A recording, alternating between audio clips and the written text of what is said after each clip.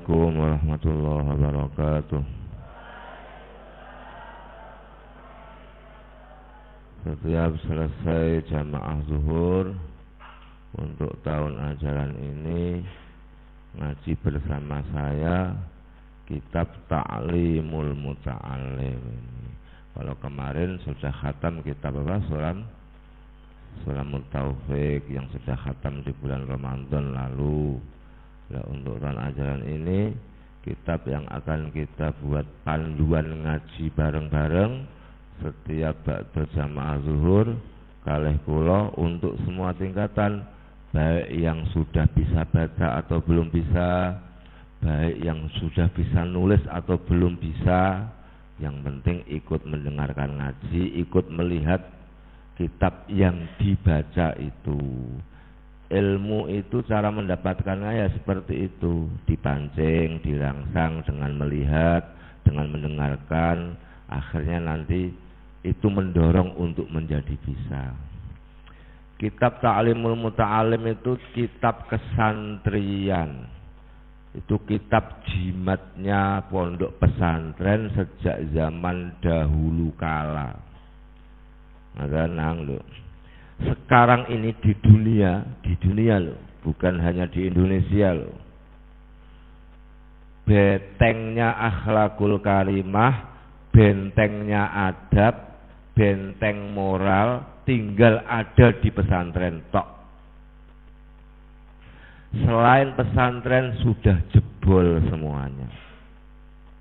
Lembaga pendidikan apapun selain pesantren sudah jebol. Sekarang ini satu-satunya yang kokoh menjadi benteng moral. Moral itu akhlak, adab, sopan santun di dunia ini. Lebih-lebih di Indonesia hanya tinggal pondok pesantren. Nah, salah satu panduan akhlak kesantrian, salah satunya kitab adalah kitab Ta'limul Muta'allim. Tidak ada pondok pesantren yang ala Ahlus Sunnah wal Jamaah yang tidak ngaji kitab Ta'limul Muta'allim. Yang ala aswaja loh. Semua pondok pesantren yang ala Ahli Sunnah wal Jamaah, ala Wali Songo, ala Nahdlatul Ulama itu pasti ngaji kitab Ta'limul Muta'allim. Manapun. Nek ono pondok pesantren kok gak ngaji kitab Ta'limul Muta'allim, pastikan itu bukan pondok pesantren aswaja. Silakan dicek. Pastikan itu bukan pondok pesantren yang bukan ala Wali Songo.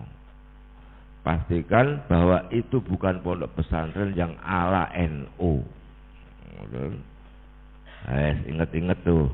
Jadi Ta'limul Muta'allim ada Adabul Alim wal Muta'allim, ada Minhajul Muta'allim. Itu salah satu kitab panduan untuk menjaga jati diri, menjaga identitas kesantrian kita. Bahwa kita ini bukan sekedar pelajar, bukan sekedar itu, tapi memang santri.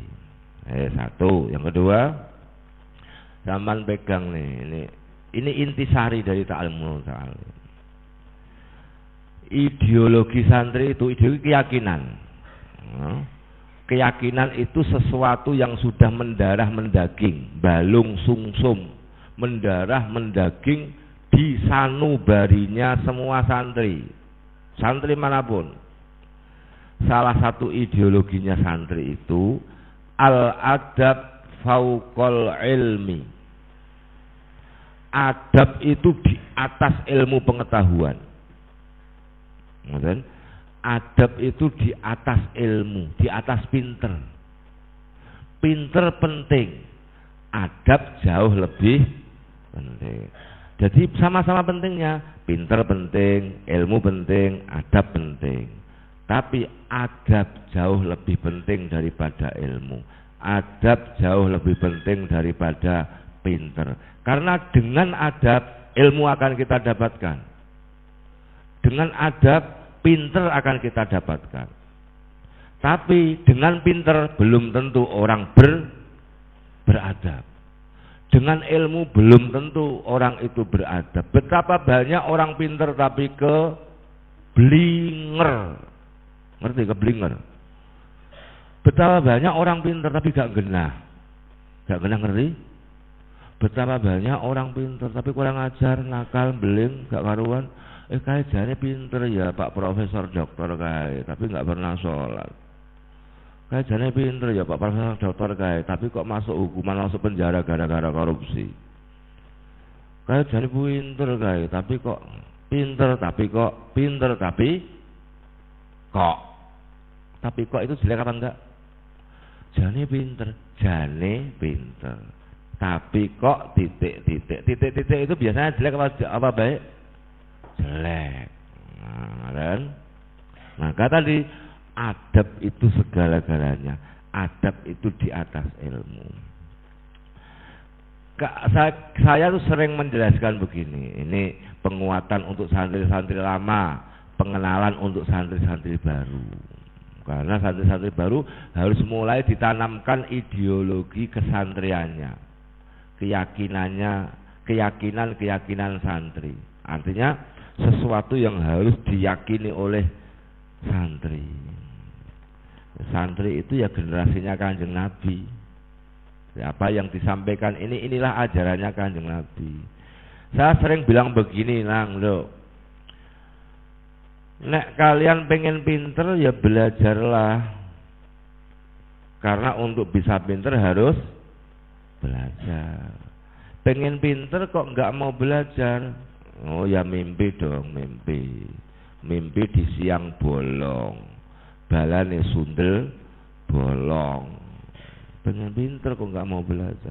Tapi kalau kalian pengen menjadi orang yang manfaat, orang yang berkah, orang yang terhormat, orang yang dihargai banyak orang, orang yang disenangi banyak orang, beradablah. Yes, tak ulangi lagi. Nek sampean pengen pinter, belajarlah. Nek sampean pengen menjadi orang yang sukses, orang yang bermanfaat, orang yang berkah hidupnya, orang yang disenangi banyak orang, bukan dengan cara belajarlah, tapi beradablah.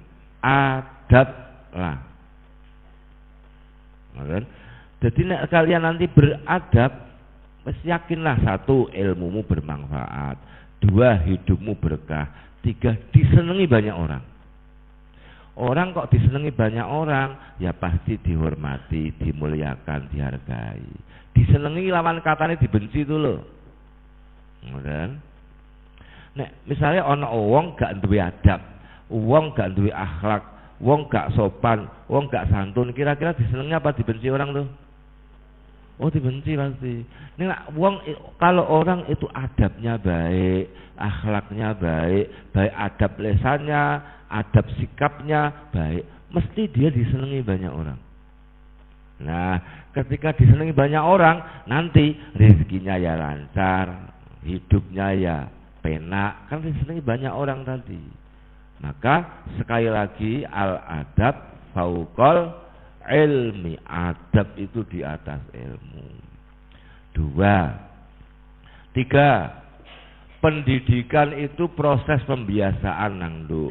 Bukan hanya sekedar buku dan kitab, bukan hanya sekedar membaca dan menulis, tapi proses pembiasaan. Kenapa sampean kok dihidupkan di pesantren itu? Di pesantren itu kok bukan kok 24 jam moco terus nulis, bukan. Loh, bukan kan? Enggak kan? Mosok nang pesantren kok 24 jam sehari semalam, 24 jam. Mosok nulis terus atau moco terus. Wis. Apa wi? Ya masuk rumah sakit. Bukan, proses pembiasaan. Proses pembiasaan, biasa baik, biasa belajar, biasa ngaji. Di pesantren itu persis di hidup masyarakat itu loh. Pesantren itu, aku tak pakai bahasa keren wes, tak pakai bahasa agak dhuwur sithik. Ngonak sampan kok dhuwur mento ya bahasane tak cendekke. Ya. Pesantren itu miniatur masyarakat. Apa miniatur iki? Miniatur itu apa? Masyarakat mini. Mini ngerti? Bis mini, apa nih? Minimarket. Masyarakat kecil. Di dalamnya ada banyak orang. Ono sing gede, ono sing cilik, ono sing bahasa Indonesia, bahasa Jawa, macam-macam. Gambaran masyarakat. Nah, kan? Ya persis seperti masyarakat itu. Ya kita guyon, ya tidur, ya ngising ae. Ya adus, ya mangan, kan? Ya dolanan, ya ngaji, ya sinau. Ngoten niku lho, masyarakat.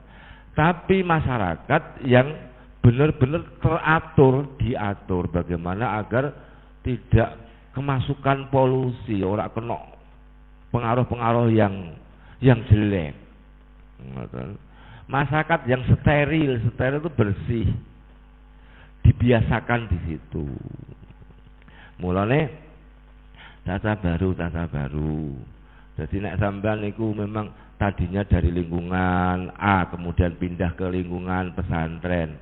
Proses adaptasi itu memang harus dipaksa. Sampean harus memaksakan diri, dipaksa orang tuamu, dirimu sendiri memaksa dirimu sendiri. Wes pokoknya aku kudu betah. Paksa.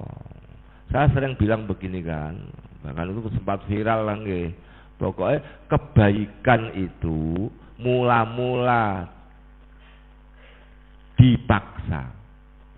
Kebaikan itu mula-mula dipaksa. Sampeyan dipaksa sih. Terus akhirnya terpaksa. Terus akhirnya menjadi biasa. Dari terpaksa menjadi biasa. Engko nek wis biasa jadi bisa. Tadinya dipaksa, tadinya terpaksa, akhirnya terbiasa. Setelah terbiasa menjadi bisa. Apa boleh buat, aku dipaksa, gak apa-apa dipaksa. Engko suwe-suwe biasa. Nah biasa jadi bisa. Semuanya begitu nah. Ngoten. Jadi semua kebaikan, kejelekan itu soal kebiasaan. Di pondok ini, di pesantren itu proses pembentukan kebiasaan. Ben sampean itu terbiasa baik, ben sampean terbiasa belajar, ben sampean terbiasa ngaji. Jadi pelan-pelan, setahap demi setahap. Nanti tidak dalam minggu ini nanti insya Allah semua kegiatan pondok, bukan hanya santri lama saja, termasuk santri baru itu sudah mulai aktif semua. Engkau nak wis mulai aktif, sampan terukur semuanya. Harus ada waktu istirahatnya. Kesel sampan kok, mas kesel dari biasa. Sampai ya di pondok itu tiba, nggak apa-apa. Saya sering bilang begini pula ini wis jadi mindsetnya cah temulus nih. Santri temulus itu tidak ada kata istirahat, tidak ada kata istirahat. Yang ada hanya kata ganti acara. Enggak ada kata istirahat. Yang ada ganti tidur itu acara, dolanan acara, mangan yo acara, bal-balan nggih acara, guyon yo acara. Acarane apa iki? Guyon. Acarane apa iki? Tidur. Acarane apa iki? Bal-balan. Jangan ada kata istirahat. Tapi hanya ada kata ganti. Akhirnya etos yang terjadi. Etos semangat. Jadi etos kesantriannya itu terbangun. Engko nak itu soal mindset, soal cara berpikir saja.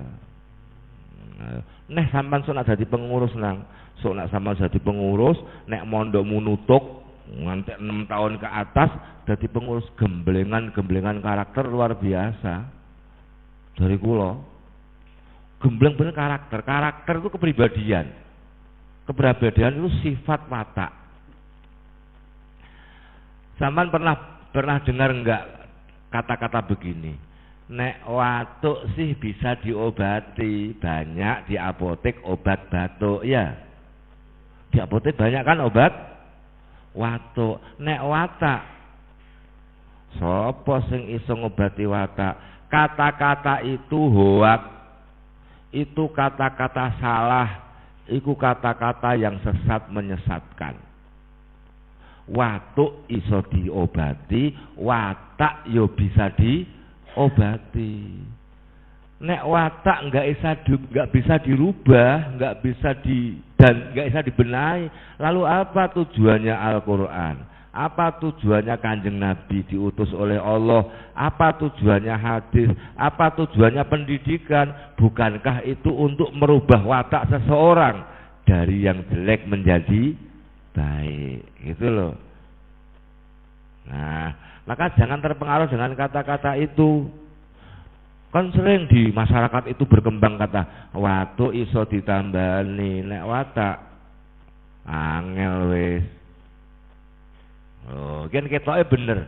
Sekilas kayak bener tuh, padahal itu salah.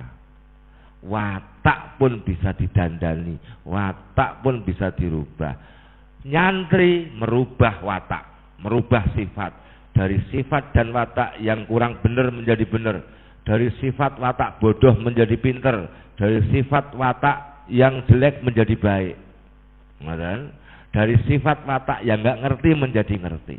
Itu nyantri. Niku diingat-ingat niku. Nah, apa yang saya sampaikan ini sebuah kebenaran yang harus mulai sampan masukkan di sanubari kalian semua, di hati kalian semuanya. Di kitab kiai-kiai itu mengajarkan begini. Kenapa dulu ketika kalian baru pertama masuk kita tuntun niatnya ngaji, niatnya mondok. Kita tuntun sing nawaitu an atlubal ilma li izalatil jahli, terus wali ihya'i dinillahi, terus wali betigwa imardatillahi. Nyantri itu paket, paket. Satu paket. Mondok itu paket. Sehingga begini nggih, 1 tahun ajaran itu paket. Yang namanya mondok itu isinya tidak hanya moco, nulis, mengaji, tidak hanya sekolah, tidak hanya madrasah, tidak hanya membaca, menulis, tidak. Tapi semua bentuk gerak kehidupan ada di pondok itu. Jadi dengan niat yang benar, apapun yang kalian lakukan di pondok ini menjadi bernilai ibadah. Nah, ini hebatnya. Karena satu paket tadi. Semuanya berpahala. Mbok guyone lo, tidurnya itu lo berpahala. Karena ada di dalam satu paket niat tadi. Sayyidina Ali itu sahabatnya Kanjeng Nabi, menantunya Kanjeng Nabi, Khulafaur Rasyidin yang nomor 4. Jadi orang paling alim sak dunya niku Sayyidina Ali. Wong paling alim niku. Kanjeng Nabi nate dawuh ngoten. Ana Madinatul ilmi. Ana Madinatul ilmi wa aliyun babuha. Aku ini kotanya ilmu, Kanjeng Nabi. Dan Sayyidina Ali pintunya, pintu gerbangnya. Artinya Sayyidina Ali itu memang orang top markotop. Beliau niku terkenal niki syairnya made in Sayyidina Ali niki terkenal banget. Alala tanalul ilma illa bisittatin sa'umbika amma jumu'iha bibayani zakain wa hirsin wastibarin wa bulghatin wa irsyadi ustazin wa tuli zamani. Sayyidina Allah, ingat, la tanalul ilma, kalian tidak akan bisa mendapatkan ilmu illa bisittatin, kecuali dengan melakukan 6 hal. 6 niki resepnya. Saumbika, kalian akan tak ceritani 6 itu. An majmu'iha bibayani. Kalian semua akan tak ceritani apa 6 resep untuk mendapatkan ilmu itu. 1, zakain. Zakain itu maknanya gandul cerdas. Artinya kalian semua harus rajin mengasah otak. Mengasah otak niku ya belajar, ngaji, hafalan niku mengasah. Otak itu persis seperti pedang nang. Otakmu adalah pedangmu. Otakmu adalah pisaumu. Otakmu adalah celuritmu. Sampan punya pisau, mbok simpan terus, nggak pernah mbok gunakan, nggak pernah diasah, teyengen, ketul, digiris tahu ae gak tedas. Ngoten. Apalagi ngetok pring. Neng otak ini diasah, sesuai landep itu cepet nompo. Zakain. Wa hirsin sing tenanan. Hirsin ki yang sungguh-sungguh. Karena ilmu itu hanya bisa didapatkan dengan kesungguhan, bukan dengan nasab. Walaupun kalian itu anaknya orang alim, pol, tapi kalau kalian nggak sungguh-sungguh nggak bisa seperti bapakmu. Bijidin la bijadin kullu majdi fahal jaddun bila jiddin bimajdi. Bijadin dengan kesungguhan, bijidin dengan sungguh-sungguh, la bijadin bukan kok dengan nasab, kullu majdin segala keluhuran kehormatan, fahal jaddun bila jiddin bimajdi. Adakah kehormatan yang diperoleh seseorang tanpa kesungguhan? Nek sampan pengen mulia, pengen terhormat, harus sungguh. Fahal jaddun bila jiddin bimajdi. Oh, kan? Oh, ngerti. Iki penting hirsin, wastibarin. Nomor 3, sabar. Ngoten. Sing sabar dibetahno, diempet. Kudu mulih diempet, kudu mentil ibuke diempet,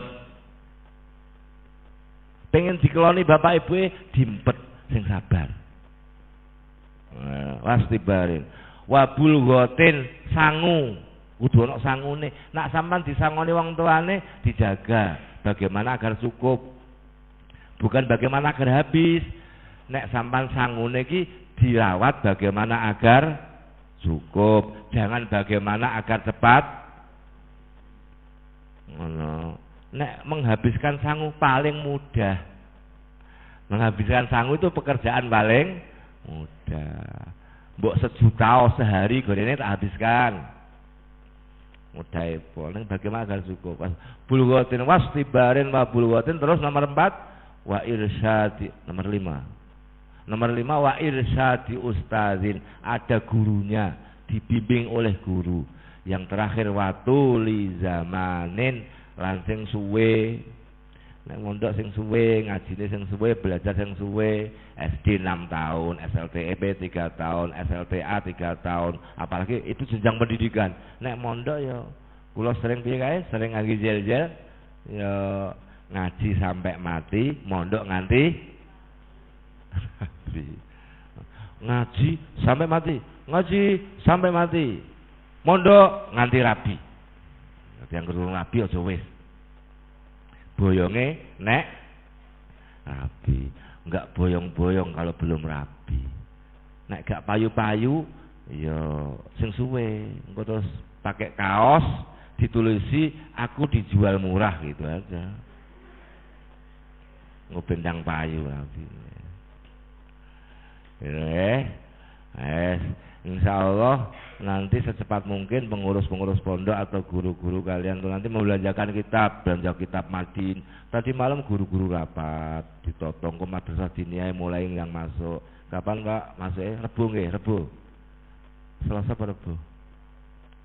Malam Rebu, malam sudah mulai masuk madrasah diniyahnya pondok. Mulai arahan-arahan pelajaran-pelajaran mulai aktif lagi, belanja kitab mata pelajarannya dulu. Wis ta pokoknya sing sabar. Jadi di pondok itu seperti di masyarakat, di lingkungan. Engko nak wis aktif semuanya, wis sampean wis asik tok wis, enggak ada kata istirahat. Yang ada hanya ganti acara. Wis tutup, bismillah yo. Bismillahirrahmanirrahim. Subhanakallahumma.